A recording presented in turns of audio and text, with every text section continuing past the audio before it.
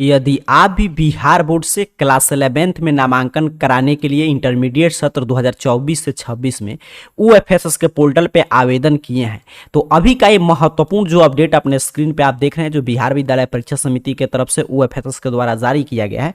इसमें क्या है कि फिर से डेट ओपन हुआ है, मतलब कि जो छात्र छात्राएं आवेदन नहीं किया है, अदर स्टेट बोर्ड के छात्र हैं, सीबीएसई आईसीएसई बोर्ड के छात्र हैं, तो उनके लिए फिर से डेट ओपन किया गया है। बट जो भी विद्यार्थी आवेदन कर दिए हैं उनके लिए नामांकन की प्रक्रिया जो बीच में आ रहा था कि बदलाव हो चुका है, आपका मेरिट लिस्ट वगैरह नहीं आएगा, जहां से आप मैट्रिक किए हैं वहीं पे आपको इंटर में नामांकन लेना होगा, तो वो चीजें बिहार बोर्ड इस अपडेट के माध्यम से स्पष्ट कर दिया है। तो पहले यहाँ पे जानकारी दिया जा रहा है कि जो भी विद्यार्थी सीबीएसई आईसीएसई या अदर स्टेट बोर्ड का रिजल्ट आया है उससे अगर मैट्रिक की बोर्ड एग्जाम उत्तीर्ण कर ली हैं और बिहार बोर्ड से 11th में नामांकन कराना चाहते हैं तो उनके लिए डेट ओपन किया गया 14/5 से लेकर 20/5 तक आप आवेदन वगैरह कर सकते हैं। यहाँ पे लगभग जब आवेदन हो रहा है तो मैं आगे दिखाऊंगा सभी बोर्ड के लिए वहां पे विकल्प वगैरह दिया गया, तो अगर आप मान लीजिए आवेदन नहीं किए तो आपके लिए फिर से डेट है, आवेदन आप कर सकते हैं। यहाँ पे देखिएगा आगे बताया जा रहा है कि कितना रुपया फी वगैरह लग रहा है, 350 रुपया, और यहाँ से शुरू हो रहा है। अब यहाँ से मैं आपको ध्यान से समझाऊंगा। यहाँ से बताया जा रहा है कि किस तरह नामांकन की पूरी प्रक्रिया रहने जा रहा है। तो यहाँ पे देखिए आपको दिखाई दे रहा होगा कि जितने भी राज्य के सरकारी विद्यालय और महाविद्यालय हैं तो वहां पे देखिए मापदंड में, मतलब जो आपका मेरिट लिस्ट वगैरह आता था उसमें कुछ बदलाव किया गया है। क्या क्या बदलाव हुआ है तो देखिएगा ध्यान से। बताया जा रहा है कि राज्य के सरकारी विद्यालय से कक्षा 10वीं में उत्तीर्ण विद्यार्थी को कक्षा 11वीं में नामांकन उसी विद्यालय में लिया जाएगा जहां से वे 10वीं की परीक्षा उत्तीर्ण हुए हैं। ठीक है, अर्थात कि आपको जो है जहां से आप 10वीं की परीक्षा उत्तीर्ण हुए हैं वहीं पे आपका 11th में नामांकन होगा। ये चीजें स्पष्ट था पहले भी। अब यहाँ पे देखिए आगे आपको और चीजें क्लियर हो जाएगा। यहाँ बताया जा रहा है कि यदि किसी विद्यार्थी ने 11वीं कक्षा में नामांकन हेतु उस सरकारी विद्यालय का विकल्प नहीं दिया है जहां से उसने 10वीं की परीक्षा उत्तीर्ण की है तो भी उसका नामांकन उसके मूल सरकारी विद्यालय में ही उसके द्वारा ऑनलाइन आवेदन में दिए गए प्रथम विकल्प में अंकित संकाय में किया जाएगा। अब यहाँ पे क्लियर समझिएगा। यहाँ पे बता रहा है क्या कि आप जहां से 10वीं उत्तीर्ण किए वहीं पे आपका 11th में नामांकन होगा इस साल।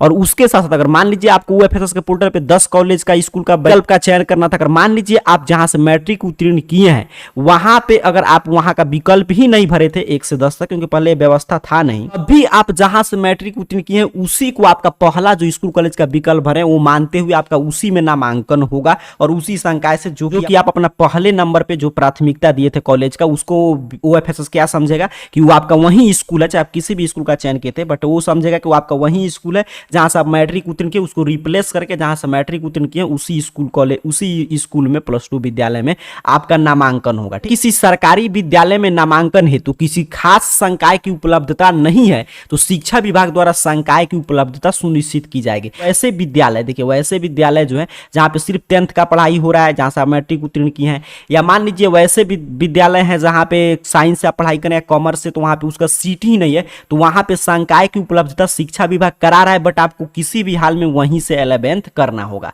और पहले जो आपको स्लाइड अप का विकल्प मिलता था, ठीक है, कहता था कि मान लीजिए आप एक जगह नामांकन करा लिए तो अगर वहां से आप संतुष्ट नहीं, आप दूसरे स्कूल कॉलेज में नामांकन कराना चाहते तो आपको स्लाइड अप, वहां पे नामांकन करके फिर आप स्लाइड अप कर सकते हैं कि मैं इसमें नामांकन के लिए इच्छुक नहीं हूं, भले ही मेरा नाम आया है, मैं दूसरे स्कूल कॉलेज में जाना चाहता हूं। बट अब जो है स्लाइड अप की प्रक्रिया पूरी तरह समाप्त कर दी गई। यहां पे स्पष्ट रूप से लिखा गया, ऑफिशियल अपडेट में पढ़ लीजिएगा कि स्लाइड अप की व्यवस्था पूर्णतः समाप्त कर दिया गया है।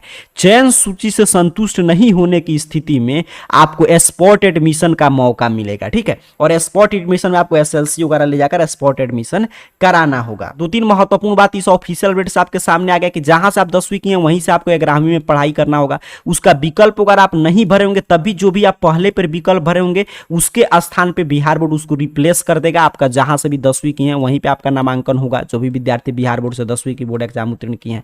अगर पहले जो था स्लाइड अप वगैरह की व्यवस्था था कि मान लीजिए आपका कहीं पे नाम आ गया, आप संतुष्ट नहीं है अपने उस कॉलेज से, आप दूसरी जगह नामांकन करना चाहते हैं तो आप स्लाइड अप कर सकते थे, बट वो व्यवस्था पूर्णतः बिहार बोर्ड स्पष्ट रूप से यहाँ पे लिखा है कि वो व्यवस्था पूर्णतः समाप्त कर दिया गया है। अब जो है आपको सीधे वेट करना होगा अपने नामांकन में, जहां पे भी आपको अगर मान लीजिए अलग स्कूल कॉलेज में नामांकन कराना होगा तो जब पूरी नामांकन की प्रक्रिया समाप्त हो जाएगा, अगर सीट वगैरह बचेगा तब आपको स्पॉट एडमिशन के माध्यम से से नामांकन होगा, अर्थात कि बिहार बोर्ड के छात्र छात्राओं को ये प्रेशराइज किया जा रहा है कि जहां से आप 10वीं की हैं वहीं से आप 11वीं की पढ़ाई करेंगे। एक की तरह बताया जा रहा है कि जैसे ही पोर्टल वगैरह आपका एक क्लोज होने जा रहा है, उसके बाद देखिए आपका पूरा सीट वगैरह के आधार पे आपका मतलब कि मेरिट लिस्ट आएगा, तो उसमें अपना आपको जो भी यूजर आईडी पासवर्ड दिया गया है उसके माध्यम से आप अपना इंटीमेशन लेटर वगैरह डाउनलोड करके अपना नामांकन करेंगे। अर्थात कि ये क्लियर कर दिया यहाँ पे कि जो विद्यार्थी ये भी पूछ रहे थे कि मेरिट लिस्ट आ गया कि नहीं, कि सीधे हमको जाकर नामांकन कराना होगा, तो वैसा कुछ नहीं, यहाँ पे स्पष्ट कर दिया कि आपका इंटीमेशन लेटर आपको डाउनलोड करना होगा, मेरिट लिस्ट वगैरह जारी किया जाएगा, बट आप जहां से 10वीं की हैं वहीं पे आपका प्रथम मेरिट लिस्ट में नाम आएगा। ये अब मेरिट लिस्ट वगैरह कब आएगा, आपके मन में ये प्रश्न आ सकता है, तो यहाँ पे देखिएगा जो यहाँ पे डेट वगैरह आपको दिखाया जा रहा है, इस तक तो ये आवेदन होगा, उसके बाद ही आपका मेरिट लिस्ट वगैरह जारी होगा। ठीक है, 20 तक तो पोर्टल ओपन रहेगा आवेदन के लिए, उसके बाद आपका मेरिट लिस्ट वगैरह जारी कर दिया जाएगा 20/5 के बाद में, यहाँ पे क्लियर बताया जा रहा है। तो अगर आप आवेदन कर दिए तो आपका स्टूडेंट लॉगिन करके अपना सभी जानकारी वेरीफाई कर लेना चाहिए।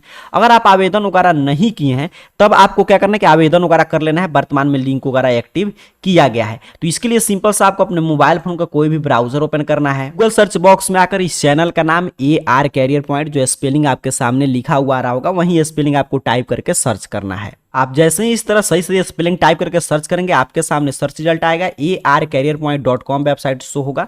सिंपल सा आपको इस वेबसाइट पे क्लिक कर देना है। यहाँ पे आप जैसे ही क्लिक करेंगे आपके सामने इस तरह ऑफिशियल वेबसाइट ओपन हो जाएगा। यहाँ पे नीचे की तरफ आइएगा तो यहाँ पे पूरा जानकारी है। देखिए यहाँ पे मेरिट लिस्ट कैसे जारी होगा, यहाँ पे एडमिशन के लिए ऑनलाइन वगैरह आप करना चाहते हैं तो संपूर्ण जानकारी यहाँ पे दिया गया है। सिंपल सा आपको इस पोस्ट पे क्लिक कर देना है। सही आप क्लिक करेंगे आपके सामने संपूर्ण जानकारी इस तरह ओपन कर देगा। पूरा यहाँ पे जानकारी वगैरह आप पढ़ सकते हैं। डेट वगैरह देखिए 20/5 तक बढ़ाया गया, यहाँ पे संपूर्ण जानकारी है तो यहाँ से आप पढ़ सकते हैं। यहीं पे नीचे की तरफ बढ़िएगा तो यहाँ पे अगर आप आवेदन कर दिए हैं तब आपको कार्य क्या करना है कि सिंपल सा आपको स्टूडेंट लॉगिन है, यहाँ पे क्लिक हियर बना, इस क्लिक हियर पे क्लिक करना है और स्टूडेंट लॉगिन करके अपना डाटा वगैरह आपको देख लेना है कि आपका सभी जानकारी सही सही शो कर रहा है कि नहीं। तो यहाँ पे मोबाइल नंबर और पासवर्ड जो आपके पास होगा वो यहाँ पे कैप्चा है, तो ये कैप्चा फिल कीजिए और लॉगिन बटन पे क्लिक कीजिए। अगर आप आवेदन किए तो आपका सभी डिटेल ओपन कर देगा। अब यहाँ पे देखिए जैसे ही मैंने एक छात्र का यहाँ पे लॉगिन किया तो इसका सारा जानकारी यहाँ पे पर्सनल इन्फॉर्मेशन ये सभी चीज यहाँ पे आ रहा है। ठीक है, इसको प्रिंट वगैरह आप करना चाहे तो इस कॉमन एप्लीकेशन फॉर्म को यहाँ से